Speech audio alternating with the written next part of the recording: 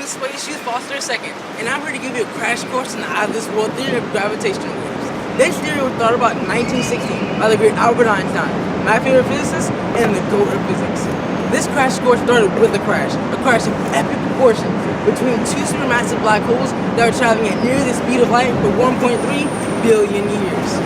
This collision created a supermassive black hole 30 times the mass of our own sun and created a gravitational wave 50 times the power of all the galaxies and all the stars in the observable universe. Wow, what an amazing coincidence. Look what we happen to see here walking down the street. The man, the myth, the legend, the physicist, Albert Einstein.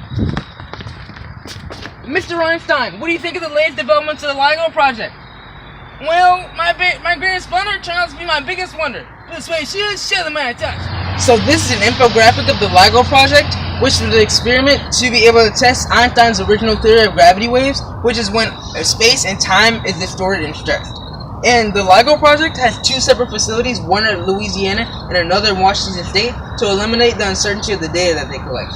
And at both of these LIGO project facilities, they have two 4-kilometer long arms with 5 of the smoothest mirrors ever created by humankind, and one of the most precise and the most powerful lasers ever created.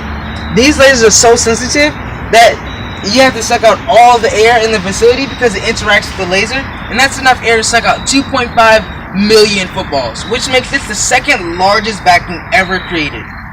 And this laser is so powerful that it takes a megawatt of power to power this, and that's equivalent to powering 1,000 homes. And to put the LIGO in scale, take from Earth all the way over to Alpha Centauri, which is the nearest solar system, and that is a distance of 25,689,880,904 trillion miles away. And in that distance, they're able to measure the length of a human hair. And to put the LIGO in the actual accurate analogy, it takes, out of these 4 kilometers that they have, they're able to measure a variation in 1/10,000th the width of a proton. This makes it the most precise measurement ever made in human history.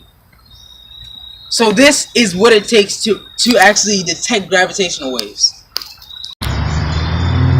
Einstein is such an amazing person. If it took this much time and this much effort to measure gravitational waves, how was he able to measure it 100 years ago?